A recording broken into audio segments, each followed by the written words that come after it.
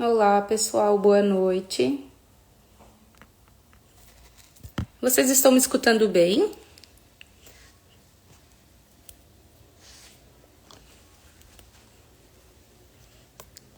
Vou esperar mais um minutinho que o pessoal tá entrando.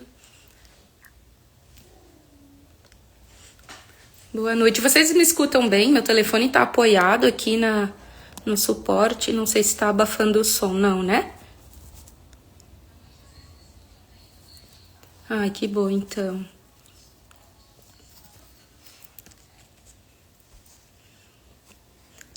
Eu vou... Hoje, então, no nosso Adoção em Debate, pessoal, a gente vai vou conversar, então, com uma convidada de São Paulo. Ela é psicoterapeuta e psicanalista, é a Cecília Reis, que trabalha também com uma adoção no estado de São Paulo. Ela já está participando, que eu vi ali que ela já entrou. Então, Cecília, eu vou te convidar para a gente já iniciar o nosso tema, tá bom?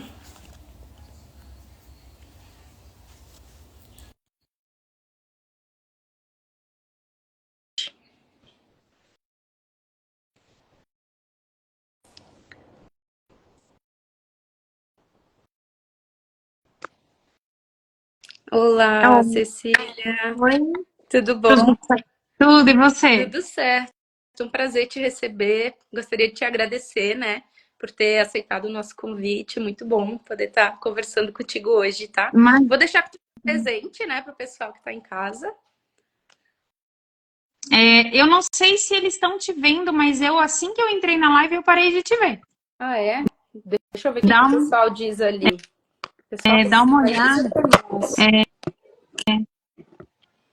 Deixa eu ver aqui. Eu consigo ver nós duas. Eu, pela primeira vez, estou só me vendo, não tô vendo. É a primeira vez que isso acontece aqui, eu até achei estranho. Qualquer coisa eu saio e entro de novo. Tá, deixa eu ver o que dizem ali. Será que não é nenhuma opção que aparece ali de tela, de repente? Não? Nada, primeira vez que isso acontece pra mim, já fiz várias lives. O pessoal disse que tá vendo as duas. Eu só não tô te vendo, Manu. Tu não tá achando estranho? Qualquer coisa a gente desliga e liga de novo. Gente, eu vou sair e voltar para ver se eu consigo ver de volta. Vamos ver o que que aconteceu aqui. Peraí, eu peço para entrar de novo, tá Tá bom? bom. Peraí. De repente faz você o convite. Tá, vou mandar um pedido, peraí.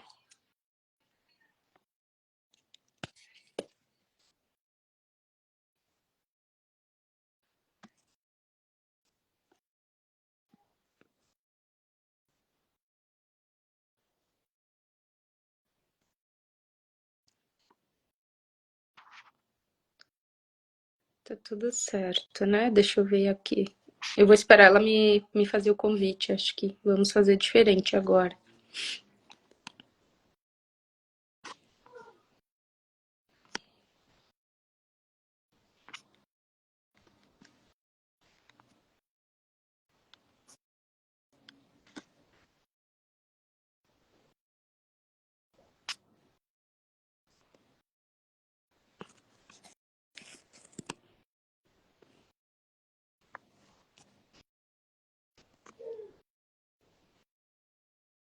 Ela... Tá, então eu vou te convidar, Cecília, de novo, tá? Vamos ver se funciona agora.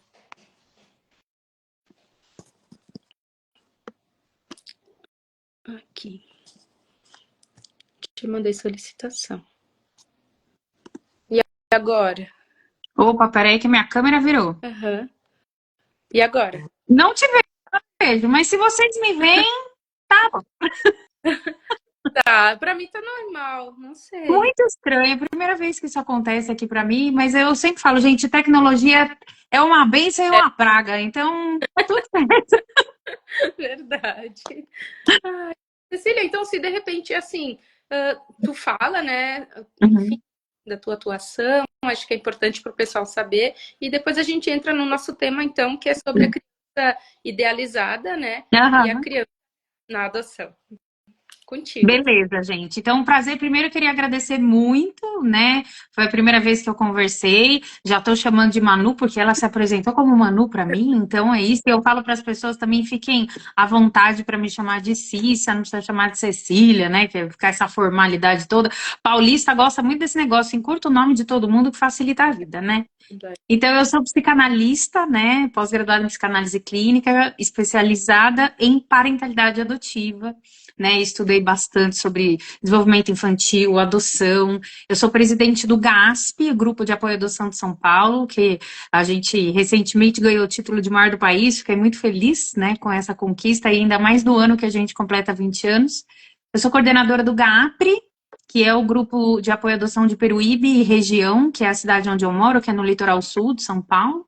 E também trabalho junto ao pessoal da HESP, na Frente Parlamentar, faço parte dos palestrantes do curso do Paraná.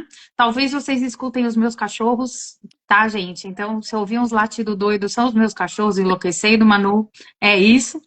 E eu estou muito feliz de poder compartilhar um pouquinho com vocês, né, desses assuntos tão importantes. Eu desenvolvi um trabalho chamado Mentoria Adotiva, que está muito relacionado a entender tanto no pré, que são essas questões que envolvem inclusive a idealização, quanto no pós, que é o impacto dessa idealização no processo de vínculo com a criança. Então, eu estou aqui para conversar um pouquinho sobre isso com vocês. Muito bom, gostei. Tá, então eu preparei então aqui, não é muitas perguntas, né, mas mais tópicos para a gente poder direcionar na nossa conversa, né? Então, para o pessoal que está assistindo, também a qualquer momento pode fazer pergunta, se tá alguma questão ali, fiquem à vontade. Beleza. Diga lá. Tá, então sobre o processo, né? A gente sabe assim, que no processo de adoção ele envolve as questões, né, da idealização, né? Os desejos, enfim, é um processo natural, né? De que está ali com o processo de adoção. Então, como que os pretendentes, né, os pais ali por adoção, que cuidados eles devem ter em relação a isso, né? A essa idealização, como que isso pode impactar na vida, né? Não a vida da criança, do filho, mas na relação com eles. Tá. É legal a gente entender que isso vem antes da questão da adoção, né? Quando a gente fala de idealização, a gente fala da vida como um todo. Então, por exemplo, você e eu fizemos uma idealização de como seria essa live de hoje. E no meu lado aqui, tô meio frustrada, porque eu não te vejo, eu só me vejo. Né? Então, o ser humano trabalha com essa questão de idealização. Idealizar é a gente tentar prever uma ideia de como alguém vai ser, como alguma situação vai acontecer, como que vai ser o resultado de alguma coisa. E aí, não dá para a gente falar da idealização da adoção sem parar para pensar na idealização de vida que a gente faz da nossa história de vida, enquanto indivíduo, né? O que eu quero dizer com isso? A gente sempre idealiza como as coisas vão ser na nossa vida, né? Então, por exemplo, quando você vai conhecer alguém, você fala, vou conhecer fulano, né? E vou ter um relacionamento com essa pessoa. A gente idealiza como é que vai ser esse relacionamento. A gente idealiza como a gente vai ser num relacionamento e como o outro vai ser com a gente também. Eu costumo brincar que a gente não entrega esse roteiro na mão de ninguém, ele fica só na nossa cabeça. E é aí que a gente se frustra. Então, no viés da parentalidade, se a gente tirar o assunto adoção e pensar em parentalidade de uma forma geral, a gente consegue perceber que a idealização ela percorre qualquer parentalidade. Todo pai, toda mãe, independentemente se é um casal hétero, se é monoparental, se é um casal homo, transafetivo, não importa. Você vai idealizar esse filho independentemente da forma com que ele chega na família. O que acontece é que a adoção ganha uma camadinha ali, que é a camadinha relacionada ao fato de algumas das coisas que a sociedade cobra da família e que compõem essa idealização, na adoção a gente não vai ter. Exemplo prático, né? Quando alguém, e aí, gente, eu gosto muito de falar duas coisas aqui em qualquer conversa que eu tenho com as pessoas. Primeiro não levem para o pessoal nada do que eu falar. Eu não estou falando de você que está me assistindo, eu estou falando de reflexões. Porque às vezes acontece, né, Manu, da gente propor uma reflexão e a pessoa fala, mas na minha casa é diferente. Eu falo, não estou falando da tua casa, eu estou falando do geral, né? Então, se você não se identificar com alguma coisa que eu trouxe aqui, escreve no chat também para a gente entender por que que aí dentro é diferente. Mas eu vou trazer uma reflexão importante. Vamos pegar, e aí eu vou pegar e usar o exemplo de um casal hétero, mas vamos lembrar que parentalidade independe de orientação sexual. Se você é hétero, se você é homo, se você é bi, não importa, tá? Mas vou pegar um casal hétero porque eu vou usar de exemplo uma questão de um filho biológico. Qual a primeira coisa que um casal que fala que vai ter filho começa a ouvir? Ai, será que vai vir com a sua cara? Ah, será que vai ter a cor dos seus olhos? Nossa, nasceu o nenê. Meu Deus, é a cara do fulano. Meu Deus, é a cara da Beltrana. E aí, quando a gente fala de adoção, um primeiro exercício, um primeiro luto que a gente vai trabalhar, depois de trabalhar luto de infertilidade e tudo mais, é trabalhar o luto de que essa criança não vai ter isso aqui. Estética não vai ser, né? Não vai ter. Ah, mas eu vou adotar uma criança dentro da minha identidade racial. Beleza, ainda assim ela não vai ter os mesmos traços que você. Exato. Porque a gente está falando, lembrando até, né, mano, genética. Você pega um grupo de irmãos de mesmo pai e mesma mãe, eles têm traços parecidos, mas eles têm suas diferenças. Quantas histórias a gente vê da loteria genética que você pega, por exemplo, um casal interracial, a mulher branca e o cara é negro e o bebê nasce branco total. E aí a pessoa fala, meu Deus, o que aconteceu? Genética. Bagulho doido. Mudou uns cromossominhos ali e sai o que quiser. Então tem um viés ali. E aí, o que eu faço com a minha idealização? Exatamente. Você Aí, percebe? Vai além da adoção. Vai além da adoção. Então, esse trabalho, e aí trazendo dentro do recorte da adoção, esse trabalho que a gente tem que fazer interno, quando a gente vai se preparar para adotar, é de entender até onde vai.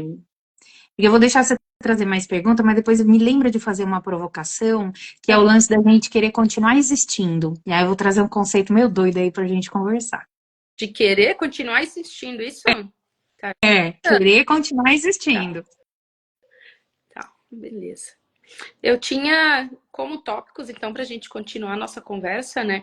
Essa questão, assim, porque para nós, muitos pretendentes chegam, né? Para fazer o curso de capacitação que a nossa entidade faz.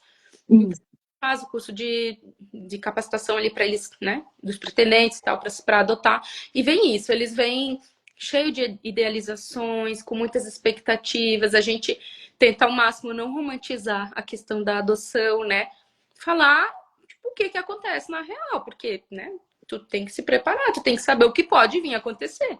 Então, quem é essa criança de verdade, né? Criança de verdade. Inclusive, a gente tem um grupo de pós-adoção também com os pais que adotaram, né? Então, se encontram mensalmente. E vem muitas questões, assim. E uma delas, assim, que eu quero trazer contigo é em relação à idade cronológica da criança. Porque eles acabam trocando informações e, às vezes, por exemplo, tem um filho de um que tem 9, 10 anos e não faz a questão da higiene pessoal com autonomia, digamos.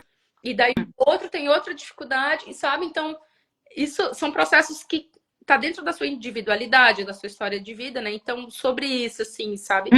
Como, né? Como que fica para quem tá entrando nesse mundo? É legal a gente entender que, assim, né? É o que você falou, né? Quem é essa criança que vai chegar, né? Que história que ela traz? Então, existe, quando a gente fala de desenvolvimento, vou chamar de desenvolvimento emocional, tá, gente? Mas a gente chama de desenvolvimento psicossexual infantil. Mas não vou entrar nesse termo tão técnico. Então, quando a gente fala do desenvolvimento de uma criança, no geral, a sociedade usa de parâmetro, de medida, uma criança que nasceu e cresceu no núcleo familiar saudável. Vou usar esse funcional, tá? Vou usar a expressão funcional, beleza? Então, o que é um núcleo funcional? Figuras responsivas. O que é uma figura responsiva? A criança demanda, ela recebe, né? Então, a criança, sei lá, tá com a fralda suja, alguém vai lá e troca. A criança está com fome, alguém vai lá e alimenta. A criança está com frio, alguém vai lá e cobre, né? Então, quando a família é funcional, ela é responsiva, a criança aprende a ser regulada de forma emocional e aí ela se desenvolve dentro daquilo esperado para a faixa etária dela.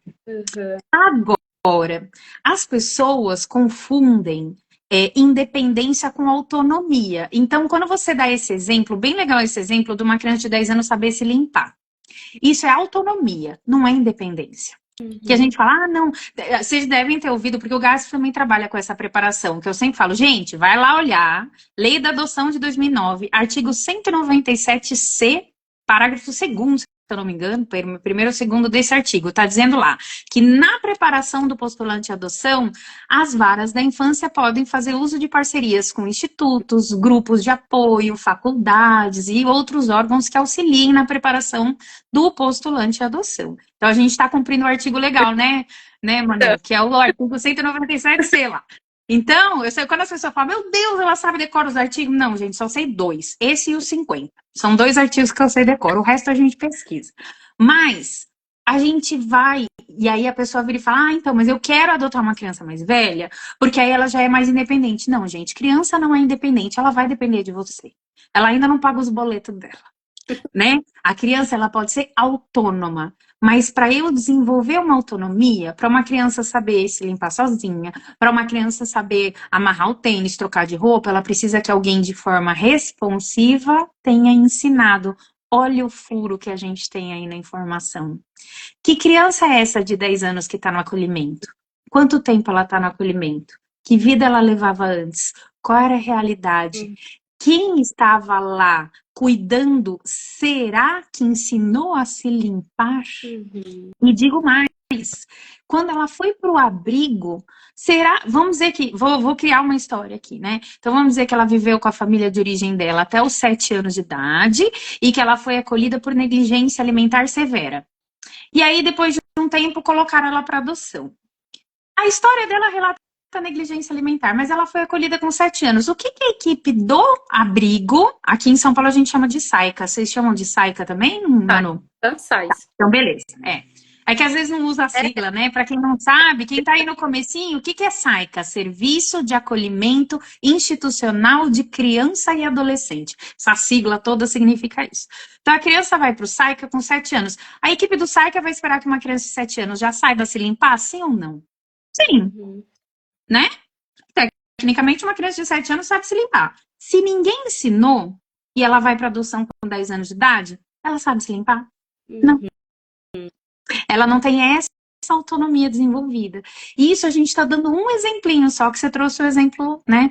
E quando a gente pega essa questão de ninguém ter ensinado e leva para o viés emocional, ninguém ensinou a lidar com frustração, ninguém ensinou a demonstrar o que sente ou o que pensa, ninguém acompanhou na escola e é por isso que ela tem 10 anos e é analfabeta ou analfabeta funcional, que é aquela que sabe, ela vê as palavras, ela vê as letras, mas ela não consegue entender o conceito da frase. Essa é a criança real. Posso trazer um conceito doido? Eu tenho vários. Bebê unicórnio. Vou trazer o conceito do bebê unicórnio. O que é o bebê unicórnio? Primeiro vamos entender o que é um unicórnio. É uma coisa colorida que nem o meu óculos, né?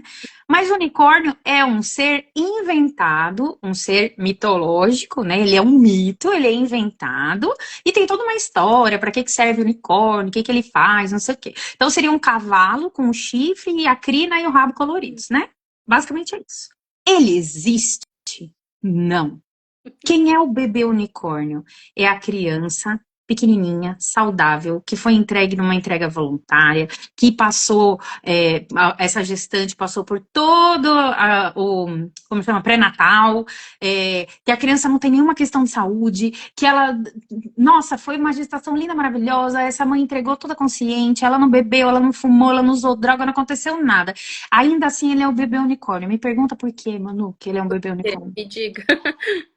Porque apesar de todas essas questões que são um grande fantasma na adoção, que é questão de saúde, questão de se teve um pré-natal, um acompanhamento, questão de ser entrega voluntária e tudo mais, essa criança tem um negócio chamado ruptura afetiva. Ela foi separada dessa gestante. Aquele batimento cardíaco ela não vai ouvir mais. Ela vai ter um registro de abandono. Você percebe que não existe bebê perfeito disponível para adoção? Mesmo que não tenha questão de saúde física nenhuma. Mesmo que a gestação tenha sido bem acompanhada, essa criança não existe porque ela foi entregue. Esse laço foi rompido.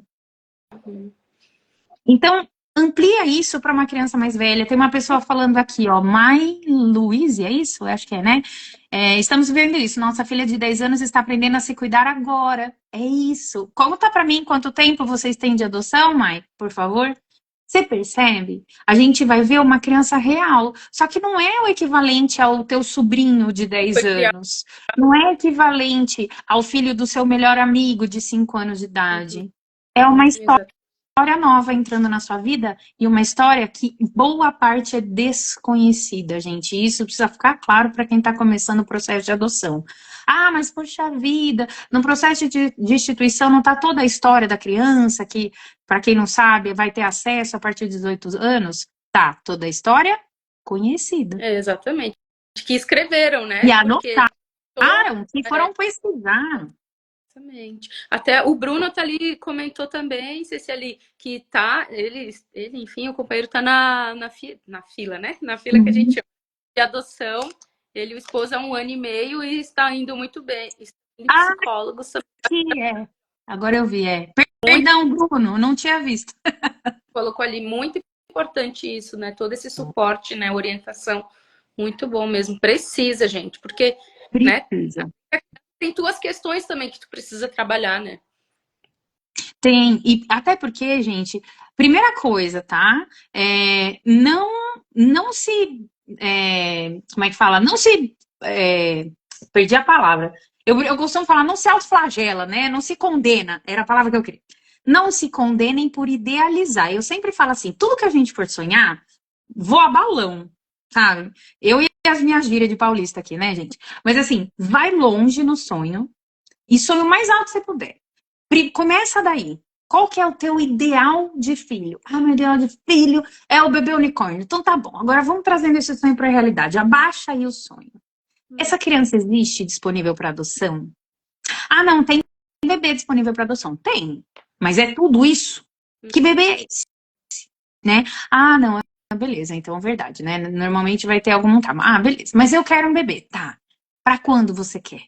Quanto tempo, por exemplo, aí no Rio Grande do Sul demora para quem aceita só o bebê e sabe que tem que esperar uma entrega voluntária, por exemplo? Quanto tempo demora em Porto Alegre? Quanto tempo demora em Caxias? Uhum.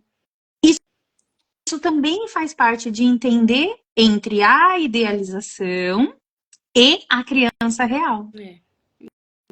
E muda, né, de um estado para o outro, de município. Muito, muito. Não só de um estado para o outro, dependendo do tamanho do estado, né? Muda também a realidade de uma cidade para outra. Exato. Né? Então, por exemplo, o GASP é o grupo de apoio à adoção que iniciou-se como sendo só São Paulo capital. Depois da pandemia, a gente passou a atender várias outras cidades no interior de São Paulo e alguns outros estados começaram a mandar pretendentes também para participar dos encontros do GAS, porque a gente virou 100% online. Mas eu, por exemplo, eu tenho 46 anos e eu sou nascida e criada na cidade de São Paulo. E aí eu saí de São Paulo e vim morar numa cidadezinha minúscula no litoral do sul de São Paulo. A realidade Nossa. da fila de adoção aqui é muito diferente. Hoje, quem se habilita em São Paulo, capital, o número no município é em torno de 8 mil, tá? Caiu Uhum. da cadeira agora, né? Sabe quem se habilita aqui na cidade que eu moro? Qual é o número que a pessoa entra no município? É. 28, 32. Nossa. Olha a diferença. Detalhe, para quem não sabe, no nosso país existem duas cidades que têm mais de uma vara da infância, que é São Paulo e Rio de Janeiro. São Paulo tem 11, Rio de Janeiro tem 4. Todas as outras capitais do nosso país possuem uma única vara da infância. E as outras cidades, tem cidade que nem vara de infância tem. Ou é vara mista, como é que é aí em Caxias? Aqui é juizado da infância. É tipo Beleza, só aí em Caxias tem porque a quantidade populacional deve ter demanda para várias ter vara da infância. comarcas também. Desculpa, falhou o áudio para mim. E atende as comarcas da região também. Tem Tá questão. vendo? Então, por exemplo, tem algumas cidades ao redor aí de vocês que não tem e aí atendem, Uhum. né? Até pouco tempo atrás, uma cidade próxima nossa aqui fazia uso da vara de infância da cidade onde eu moro, né? Foi um pouco antes de eu mudar para cá que eu fiquei sabendo que um pouco antes que eles passaram a ter vara própria, por exemplo. Então, isso tudo também interfere. Quanta população? Vou dar exemplo bobo para vocês, mas faz muito sentido. São Paulo tem 11 varas, lembra que eu falei? Dividido por bairro, né? A maior vara da infância da América Latina em volume é Santo Amaro, que é um bairro de São Paulo, que na verdade é um conglomerado de bairros, tá? São Paulo é meio doido, né, gente? Para quem não conhece, é uma loucura entender São Paulo. Mas Santo Amaro atende uma população equivalente a um país chamado Portugal. Nossa. Percebe? Como é que eu falo para esse pretendente de Santo Amaro que mesmo que o processo... E aí, Santo Amaro não tem equipe suficiente para atender todo mundo. Como que eu falo para esse pretendente que o sonho dele vai ser realizado daqui a 4, 5 anos? Hum. Se ele quiser beber, vai demorar mais ainda. É. Aqui é nisso também, em torno dessa faixa mesmo, assim, em torno de 7, 8 anos, e isso que era mais, né? Agora até tem diminuído, assim, a gente tem visto um pouco mais rápido, digamos, né? Mas tendo em vista 10, que era uma vez, tá nessa Para faixa. beber, você diz? Isso. É, às vezes tem a ver, e aí me dá essa informação que eu não tenho sobre vocês, mas tem a ver com a campanha de conscientização de entrega voluntária, porque aqui no estado de São Paulo isso sofreu um impacto bem positivo. Conscientizar as equipes e as pessoas sobre o que é a entrega voluntária impactou na entrega de bebês, que acaba impactando no tempo de espera da fila também. Sim. Eu não sei te dizer exatamente se tem a ver com isso, até porque uma vez tinha mais divulgação sobre a entrega responsável aqui no município e hoje a gente não tem visto tanto, Uhum. tá? Ah, tá. Tá, entendi. Se eu não me engano, é uma lei, eu não lembro se é estadual ou federal, de você colocar nos postos de Sim, atendimento de saúde a questão da entrega, né? até tem, mas, tipo, isso tinha mais, sabe? Hoje em dia a gente não vê. Pelo Ah, menos no meu trabalho eu acabo indo em algumas UBSs, assim, eu não, tem vezes que eu não vejo. e menina, usa o instituto para cobrar desse povo e colocar as plaquinhas, a gente usa os grupos de apoio em São Vou Paulo. conversar com o pessoal da equipe técnica, as colegas. Fazer um Mas, plano aí. e voltando, é isso, né? Então, dentro do processo de trabalhar a idealização da adoção, porque às vezes a gente fala muito da idealização do filho, da criança em si, ou dos filhos, enfim, né? Quando eu falar filho, multiplica aí por quem você está pensando em adotar. Mas, você que está assistindo a gente aqui, mas a gente tem que entender toda a idealização, que é uma idealização que as pessoas não falam, que mãe você acha que você vai ser, que pai você acha que você vai ser. Uhum. Será que você está preparado para lidar com um desafio de vinculação do tipo a criança numa desorganização emocional gritar a plenos pulmões no meio da rua que você não é mãe dela, que ela quer voltar para o abrigo? Que Uhum. mãe você acha que você vai ser se isso acontecer? Que pai você acha que você vai ser se isso acontecer? Ah, não, tô aqui toda plena trabalhada na terapia, vou lidar bem com isso. Será que no dia, depois de você ter trabalhado a semana inteira, seu chefe ter enchido seus pacovás a semana inteira, será que você vai estar lá toda plena, búdica, trabalhada na paciência para lidar com essa desorganização emocional? Você vai conseguir ser a mãe que você idealizou ou o pai que você idealizou? A gente Percebe quanta camada tem? processos biológicos, né? Imagina, né? Então, tem muito mais idealização. Por isso que eu brinco com as pessoas que quando a gente traz a palavra idealização na adoção, a gente vai olhar só para a criança idealizada, mas a gente tem que entender qual que é toda a questão idealizada, quanto a gente idealiza o processo em si. Se ele vai ser rápido, se ele vai demorar, não sei se travou aí para vocês, porque entrou uma ligação aqui para mim. Mas assim, se ele vai ser rápido, se ele vai demorar, quem eu acho que eu vou ser, como que a minha família vai reagir. A gente idealiza como é que vai ser o vovô ou vovó da criança. É muito Tem verdade. muita idealização. Muita idealização. Tá. Dito isso, então, um pouco tu trouxe, porque quando a gente fala de idealização, então tem as, Uhum. né? Então eu coloquei assim, né? E quando é proposto para o filho, né? Aquilo que é o teu desejo, né? Quando quando se pensa nos teus planos, nos teus sonhos para a criança, sem considerar a história de vida dela, né? O processo dela, todo esse processo, as limitações, enfim, sabe? Antes de tu falar, Ceci, só queria te dizer, a Mai respondeu. E sim, eu lembro, Mai, do teu processo da Mica e os Manos, né? Muito legal a história.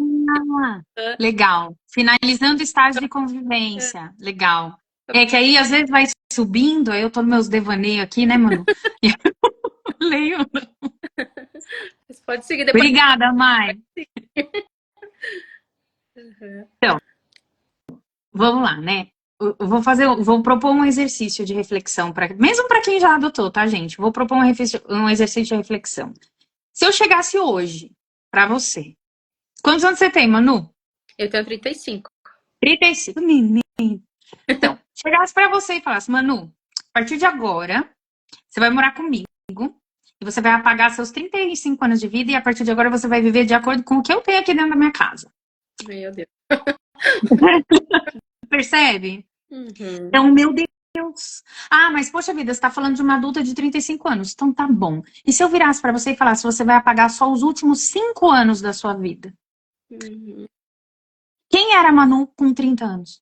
O que a Manu fazia com 30 anos? O que mudou na sua vida nesses últimos 5 anos? Quem sou eu para pedir para você apagar os 5 últimos anos da sua vida? Uhum. Então, tem uma frase que eu uso muito no nosso pós. Você falou que vocês trabalham com pré e com pós, né? O Sim. GASP tem. Hoje a gente está com 9 frentes de trabalho, que são 9 grupos de WhatsApp. Gente, os números do GASP são meio retardados, tá? A gente tem em torno de 1.500 pessoas sendo atendidas em 9 grupos de WhatsApp Eu- diferentes. Então, o GASP é uma quantidade meio doida de gente, tá? Tá vendo de onde veio o título? É um volume. Né? Os nossos cursos tendem a ter em torno de 300 inscrições, então a gente tem um volume grande de gente aí. É tudo um número mega, assim, né? E proporcional à cidade de São Paulo. Então, no grupo, eu costumo falar muito isso para o pessoal do Esperativa, que é quem já está habilitado, está aguardando o telefone tocar, e para quem já está no pós-adoção, ou seja, o telefone tocou e está vivendo aí que nem a Mai está vivendo e tudo mais. Escolha suas batalhas. O que eu uso muito isso no trabalho de mentoria adotiva que eu faço. O que é o escolha suas batalhas? É assim. Existe a necessidade de apresentar a dinâmica da casa para a criança, de propor uma rotina saudável. Criança precisa de rotina, gente. Isso é muito importante. Rotina é sinônimo de previsibilidade. O que é onde que eu me sinto mais segura enquanto indivíduo? Olha para você adulto e fala: quando eu estou indo num lugar que é previsível o que eu vou vivenciar, ou quando eu estou indo para o imprevisível? Eu sempre me sinto mais seguro num lugar em que eu sei o que vai acontecer. Uhum. Porque o resto, que é imprevisível, traz uma insegurança.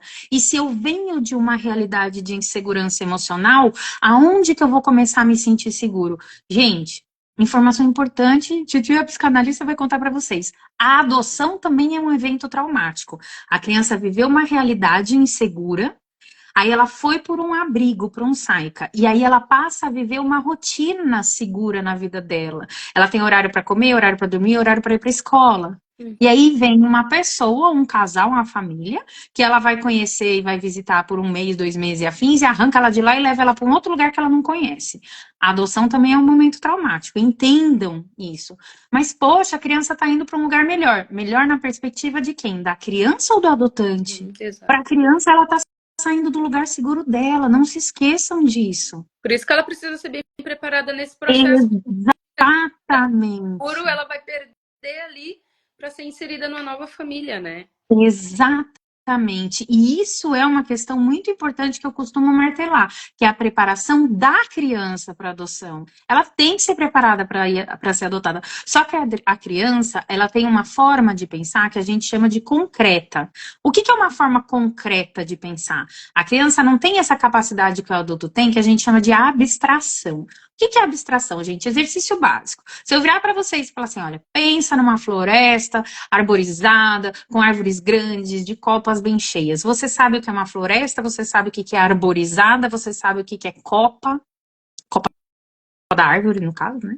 Então a gente tem as referências, eu consigo abstrair e criar imagem na minha cabeça, porque eu tenho repertório. A criança está tendo repertório sendo construído de forma positiva ou negativa. Lembra? Família funcional, realidade disfuncional.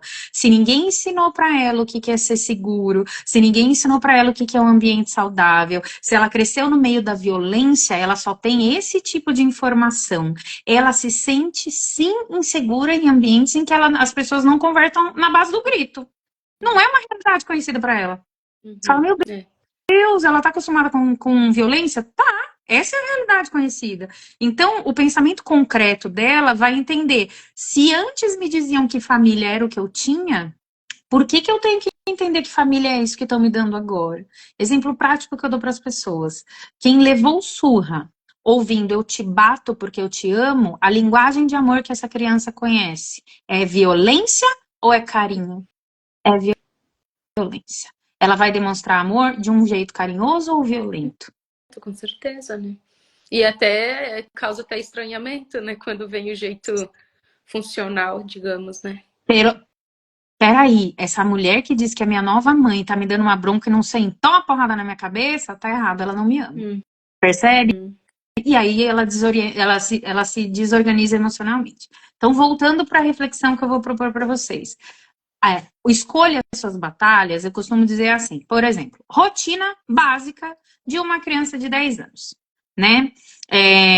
Daniel tá falando aqui, né? Crianças às vezes têm mais história que muito adulto. Ih, menino, É, ou se tem, a gente né? faz uma separação que às vezes também só não quero tomar muito tempo, mas não adianta também querer enquadrar a criança, ser rígido se ela teve toda uma outra história, né? De violência, enfim. Eu vou dar um exemplo prático, gente, que eu falo assim, por exemplo, né? Como é que quem fala uma segunda língua, né? Quando você aprende a falar uma segunda língua e você vira fluente nesse outro idioma. Quando você começou, fazia sentido o The Book is on the Table? Normalmente não. Mas aí depois, quando você cria fluência na outra língua, você consegue conversar. Por exemplo, eu sou fluente em inglês. Eu consigo apertar a tecla SAP aqui e continuar conversando com vocês em inglês, porque até eu chegar nesse nível, eu tive muito período de adaptação do funcionamento da minha mente para eu entender que book e livro são a mesma coisa. Uhum. A criança vai precisar entender que mãe é uma palavra que tem um significado e que não necessariamente era o significado que deram para ela primeiro. Então, o primeiro pulo do gato que eu dou é escolher as batalhas. Por exemplo, será que quem falou que ela precisava escovar o dente explicou a importância de escovar o dente? Ou ela levava uma saraivada e tinha que escovar o dente? Ou ninguém nunca nem falou para ela da importância de escovar o dente? Ou ela nunca nem viu uma escova de dente? Diversas possibilidades, né? Exato. Então, escolha suas batalhas, é isso. Dentro da rotina que eu vou implementar na realidade da minha família, o que que eu primeiro posso trazer da rotina que a criança já estava acostumada? Então, exemplos práticos que eu dou. Se a criança no abrigo estava acostumada com o café da manhã, que era, sei lá, vou dar um exemplo bobo, né? Mas ela comia um misto e tomava um copo de leite, mas na tua família vocês estão acostumados a comer, sei lá, salada de fruta no café da manhã? Para que você vai comprar a batalha de entupir a criança de salada de fruta e não permitir? Ah, mas é que aqui em casa é todo mundo celíaco. Tudo bem, a criança não é. Uhum. Dá para colocar um pão, presunto e queijo nessa dieta até que a criança crie o hábito junto com a sua família de comer salada de fruta no café da manhã? Ah, mas quanto tempo vai demorar? Quanto tempo a gente demora para aprender uma coisa nova? Hum. Que forma isso é explicado para mim? Que vocabulário eu tenho para entender? A gente vê muito conflito, por exemplo, já vi casal que é vegetariano ou vegano adotando criança e querendo que a criança pare de comer carne de uma hora para outra. Você vai comprar mesmo essa batalha? Ah, mas poxa, é uma filosofia de vida minha. Sua, não da criança. Bingo, é isso. É seu. E se você não cuidar do que é seu, você não vai conseguir cuidar da criança. Uhum. Exatamente. Nossa, Acolhe impressionante. sua criança interna, né, primeiro, né? O que você tem aí de que você tem um trauminha aí? Vai cuidar do seu trauminha, Necessário, né? não é? Então, porque quando a criança desorganizar, quem vai desorganizar dentro de você é a sua criança interna. Exemplo prático. Titia, dá muito exemplo Se quiser prático. dar mais Você. vontade, Oi? ouvi isso. Não entendi, desculpa, cortou o áudio.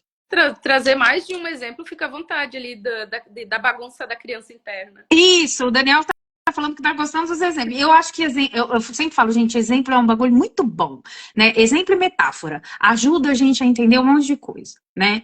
Então, sabe aquele negócio, a gente cresce ouvindo assim, né? Sei lá, brócoli. Ai, não gosto de brócoli. Já comeu? Não, não comi, mas eu não gosto. Uhum. A gente lida da mesma forma com referência, né? Então, exemplo prático, né?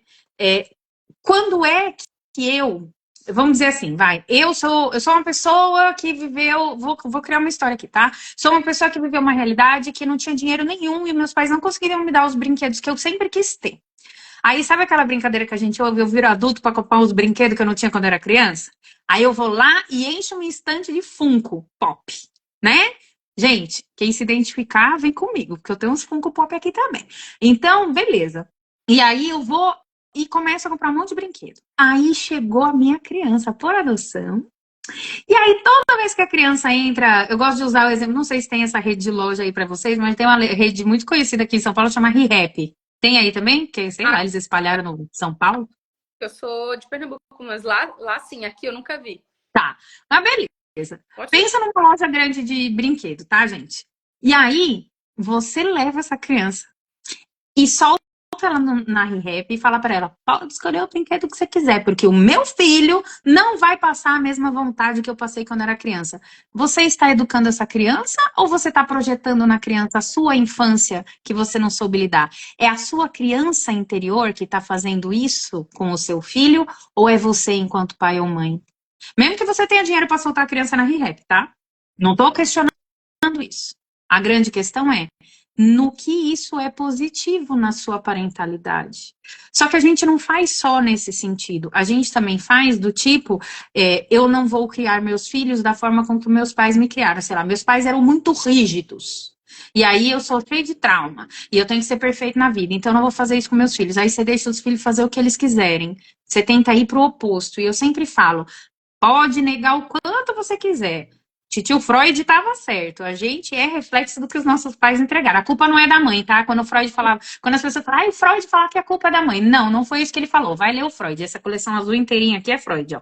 Vai ler. Não foi isso que ele falou. O que ele falava é que a gente é reflexo da criação que a gente tem. E a Uhum. gente vai projetar isso na criança.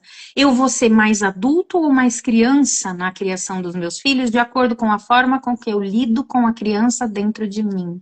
E não se esqueçam disso, isso vale para adoção ou para filho biológico. Hum. Que criança eu estou querendo curar? A que chegou para mim por adoção ou a minha interior? Uhum. É. Isso tudo entra na questão da idealização, porque é que ideal de mãe ou de pai eu quero ser. Eu quero ser aquele pai ou aquela mãe legalzão, amigão, disponível para tudo. Será que é isso que a criança precisa? Uhum. Porque a gente tem que lembrar que a gente tem que entregar para a criança o que ela precisa. Ela precisa de segurança emocional, segurança alimentar, segurança física, um lar amoroso, ser ouvida. Uhum. É isso que ela precisa. Verdade. Falei Muito. bastante. Faz suas perguntas aí, dona Manu. Vou pegar mais água, que Tá, esse meu copinho aqui, gente, é água. Eu bebo tá. muita água. Não, eu fiquei pensando em tudo que você estava falando e pensando assim nos processos. Eu também já trabalhei em casa-lar, né? Também, quando eu era estagiária, já trabalhei em abrigo, então se passa muita coisa assim na cabeça, sabe? Até o momento da adoção da criança. E é isso, assim, eu fico pensando no quanto que esses pais precisam de verdade se preparar, que o curso, por exemplo, que a gente faz ali não é nada perto de tanta coisa que tem que fazer, que tem que buscar, né, de ter de conhecimento, sabe? E a gente até indica para eles, assim, depois que termina o curso, que eles ah, passem a seguir outros grupos de apoio, sabe? Poder ouvir outros profissionais, porque é contínuo, né? Tipo, Uhum. chegou o filho e deu, acabou. Não, aí é que começa, né? Então, tu precisa estar buscando conhecimento, né? Vendo formas de lidar, tem tuas questões, tem o do filho, então é tudo isso, sabe? E eu costumo falar que a gente tem uma das aulas do curso do GASP, eu falo sobre as motivações, né? Então, quais são as motivações? Isso é um assunto que é muito cruzado na questão da idealização, né? O que me motiva a fazer alguma coisa também é um caminho de eu traçar esse ideal, né? Então, eu tenho esse ideal, aliás, é o contrário, desculpa. O que eu idealizo me motiva, né, para fazer. Então, eu tenho o ideal de ter um filho. O que me motiva a ter um filho, né? Então, de uma forma geral, a primeira coisa que as pessoas pensam e a resposta que vem de bate-pronto na maioria das pessoas é: eu quero ser mãe, eu quero ser pai. Eu sempre quis ter filho. Então, a gente chama isso de motivação inconsciente. É aquela que você não consegue pensar. Aham. Você vem com a resposta de bate-pronto. Mas a gente tem outras duas motivações que eu costumo chamar de motivação que gera alerta, né? E aí é importante a gente entender que eu não estou dizendo que é motivação certa ou errada, mas motivações que geram alerta, porque são possíveis formadoras de conflito, que é a motivação compensatória ou motivação salvadora. Qual que é a motivação compensatória? Eu preciso compensar de alguma forma Aham. um vazio que eu tenho dentro de mim e adotar. Então, a compensatória normalmente está relacionada a luto. Ah, eu não consegui ter filho biológico, então eu tenho que ter filho por adoção. Não. A adoção é uma das vias de parentalidade. Você tem 3 vias hoje em dia. A biológica natural, a biológica médico-assistida, que é a FIV, e a adotiva. São 3 formas de você ter filho hoje em dia. Uhum. É isso, né? Então, o que você está compensando, né? Que merecimento. Ah, eu vou ter filho porque eu mereço. O que você merece? Essa criança merece ter um pai ou uma mãe com esse ideal de que eu mereço ter filho, né? É uma responsabilidade pro resto da tua vida. Você merece ter uma responsabilidade pro resto da tua vida? Parabéns, né? Mas é isso. Essa é a questão.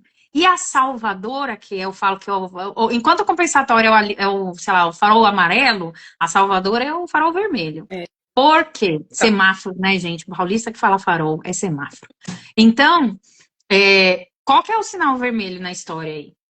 Eu vou salvar o quê? Uhum. Tem gente que quer para salvar casamento, tem gente que quer para salvar a adoção monoparental para salvar de uma solidão no futuro. Ah, não quero, eu quero alguém para cuidar de mim. Pra Meu bem, viu? nem você tá cuidando de você agora, né? E aí eu costumo falar, lá vou eu e minhas palhaçadas, né? A salvadora, salvar casamento. Gente, casamento afundando é igual Titanic. Já bateu no iceberg. Você tem 2 opções. Bote salva-vidas, chamado também de terapia de casal, ou cate seu violino e vai tocar, porque o negócio vai terminar de afundar. Quando um barco tá afundando, você bota mais gente dentro do barco ou você tira? Exatamente. Boa, boa Eu analogia. falo, gente, é isso. Dá para se salvar num bote salva-vidas. E aí você vai lá e constrói um novo navio. Ou seja, você vai reinventar o relacionamento. Não enfia a criança para salvar o casamento. Cata o violino e vai tocar. Finalzinho do filme. É isso, vai chorar. É isso, tá? Na porta cabia o Jack também, né? A gente sabe que o Jack cabia na porta. A Rose que não deixou. Mas você percebe? A gente afunda as relações quando a gente coloca mais elementos nas relações. Não, e pensa que isso acontecendo, a criança também já chega com um papel, né? Tipo assim. Exatamente.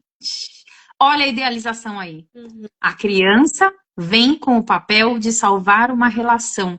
É sério que você está dando responsabilidade de salvar uma relação na mão de uma criança? A sua criança está meio confusa aí dentro de você. Exatamente. Bom, então, meu Deus, só falta 10 minutos para o nosso final. Nossa, Eu estico um pouquinho se você quiser esticar, não tem tá. problema. Eu não sei se o Instagram deixa, mas eu não ligo de esticar Eu um acho que pouquinho, tá tudo bem.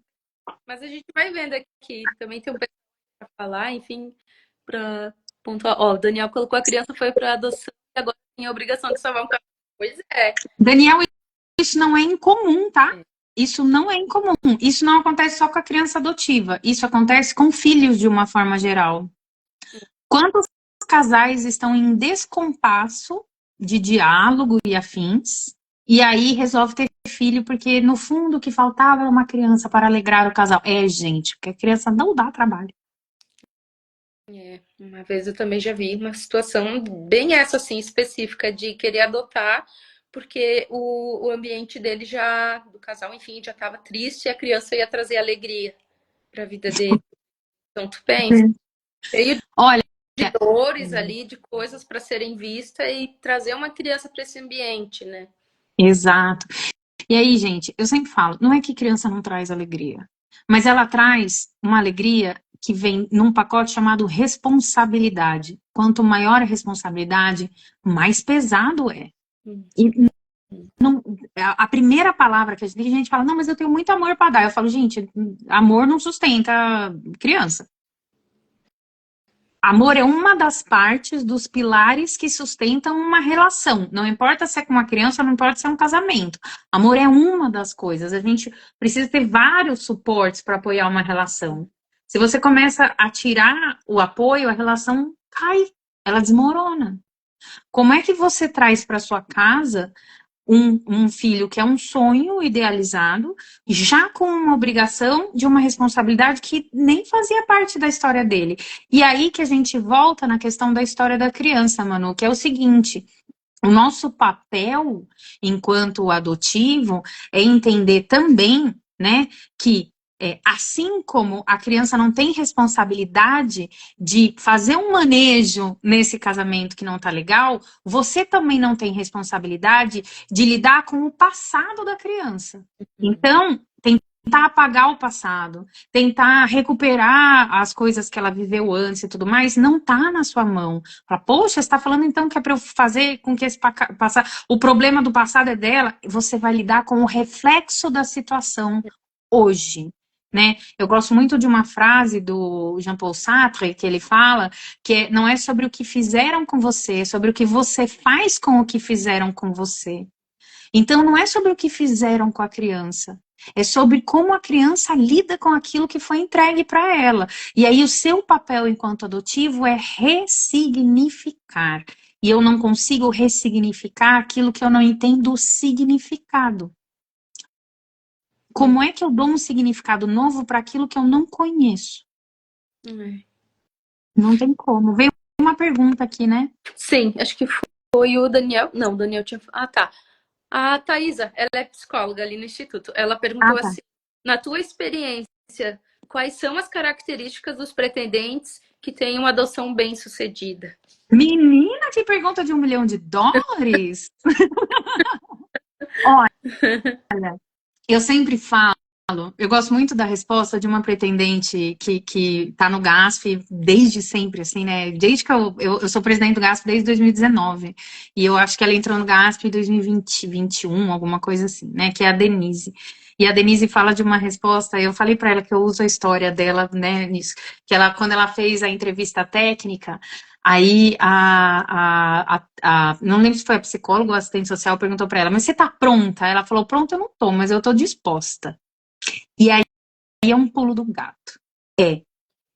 A gente, eu falo que estar pronto é uma, vou usar a palavra bonita agora, é uma falácia. Uhum. Mas tem um buraco imenso entre a gente estar pronto e a gente estar disposto ou se preparar para, né? Então, o exemplo prático que eu dou para as pessoas, vamos pensar no vestibular. O que você precisa para estar pronto para o vestibular na mentalidade das pessoas, né? Então, é assim, tem que estudar, né? Tem que se dedicar estudando. Aí no dia ter dormido bem, levar um lanchinho, levar caneta, lápis, água para se hidratar, uma roupa confortável, um tênis confortável. Você tá lá, né? Você se sente pronto, beleza? Então você senta e olha a prova. Você tá lá, pronto para fazer a prova. Acaba a luz. Você tá pronto para acabar a luz durante a prova do vestibular? Não. A gente está lidando com o imprevisto. Então, se a gente estiver disposto a lidar com os imprevistos, se a gente estiver disposto a ter uma escutativa com a criança, se a gente estiver disposto a entender que a história da criança é da criança e o máximo que eu posso fazer é entrar nessa história, assim como a criança está entrando na tua história, a gente vai ter uma possibilidade de uma adoção mais bem-sucedida. Mas também não é só isso, porque a gente falou mais para o começo da live, a criança tem que ser preparada também. Então, tem uma fala minha, uma palestra que eu fiz na Alesp, que é a Assembleia Legislativa de São Paulo, acho que foi no ano passado, tá em algum lugar lá nos posts do GASP, né? Se quiser, depois eu acho a live e te mando, você pode mandar para o pessoal assistir. Mas que eu falo que, assim, quando uma adoção não dá certo, a gente tem a falência, né? Eu falo, a adoção faliu. A gente tem uma série de atores responsáveis por essa falência. Então, quem é que preparou ou não essa criança? Quem é que preparou ou não essa família? Quem que foi que habilitou essa família? Quem que foi que fez a entrevista de acompanhamento dessa família? Que grupo de apoio essa família frequenta? Que terapia essa família faz? Todo mundo, né? Que a equipe técnica fez? Todo mundo tem que olhar aonde participou e fazer uma autoanálise de onde será que eu errei nesse processo. Uhum. Percebe? Então, assim, por isso que eu brinquei, né? Eu falei, meu Deus, que pergunta de US$ 1 milhão. Porque é isso, assim, a adoção bem-sucedida, ela também passa por diversos outros fatores. O casal pode estar 100% disposto, ou o monoparental pode estar 100% disposto ali a se entregar e ouvir, entender e acolher. E aí recebe em casa uma criança de 10 anos que até 3 meses atrás, estava tendo contato com a mãe biológica. Essa criança foi preparada para poder ter uma nova relação maternal, né? Receber uma relação maternal de alguém? Não. Não mesmo. Então, por isso que é uma pergunta de US$ 1 milhão, porque a gente tem tantos. O que eu posso, enquanto indivíduo, você que está aí se preparando para adotar, o que você pode fazer é cuidar do que é seu. Muito bom. E se preparar até para fazer as perguntas certas para entender se com a criança foi feito o que era correto e precisava ter sido feito. Vocês do Instituto também olhar, né? Fazer esse exercício que eu sei que vocês fazem, né? Pela história do Instituto e tudo mais, que é o exercício de olhar e falar assim, o que mais a gente pode fazer nesse processo de preparação para poder entregar uma qualidade melhor de informação, por exemplo. Sim. Né? Respondi? Respondeu. E qualquer coisa fica salva. A gente pode estar ali consultando depois. A live fica. Isso. E qualquer coisa me convida que eu venha de novo bater o papo com vocês, tá tudo certo. A Shirley, a nossa fundadora do Instituto, disse que os esclarecimentos estão excelentes. Obrigada, eu vi aqui, adorando Direto e Objetiva. Obrigada. Agora passou a nossa fala, mas a Ariátila tinha comentado elementos a mais em um relacionamento abalam ele, a depender de como ele já está. Fortalece se estão emocionalmente saudável. Ou desanda. Você desanda? Se já está.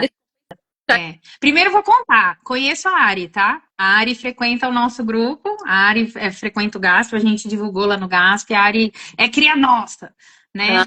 E aí ela fala, né? Elementos a mais no relacionamento abalam, e é isso mesmo, né? Então, assim, como é que já tá, né? Quando a gente fala que a pessoa pediu para. Teve alguém que pediu para falar, Eliane, pediu para falar um pouco mais de motivação, né?